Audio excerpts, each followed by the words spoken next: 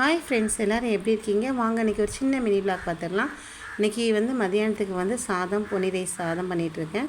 எப்பவும் போலமே இன்றைக்கி இன்னும் வடிக்கலை ஃப்ரெண்ட்ஸ், இன்னும் கொஞ்சம் வேகணும்.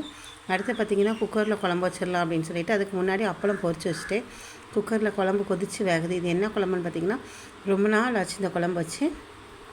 கொண்டக்கடலை காலையிலேயே ஊற போட்டு நல்லா அவிச்சு குக்கரில் அதிலேருந்தே அதே குக்கர்லேயே குழம்பு கொட்டிடலான்னு சொல்லிட்டு குழம்பு கொட்டிட்டேன். இன்றைக்கி கொண்டக்கடலை சுண்டல் குழம்பு தான்.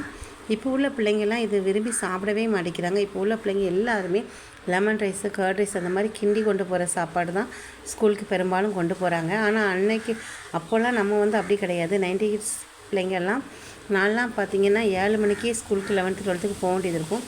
அப்போ இந்த குழம்பு தாளிச்சிருப்பாங்க, ஆனால் ஃபுல்லாக வெந்திருக்காது. மசால் வடை கூட போயிருக்காது. கொதி குழம்பெல்லாம் அந்த 7:15 நம்ம பஸ் வரும் கிளம்புவோம்னு சொல்லிட்டு வேகமாக அப்படி கொதிக்கிற சட்டியிலேருந்து கோரி ஊற்றிட்டு போவோம். ஆனால் இன்றைக்கி பிள்ளைங்க அப்படி கிடையாது.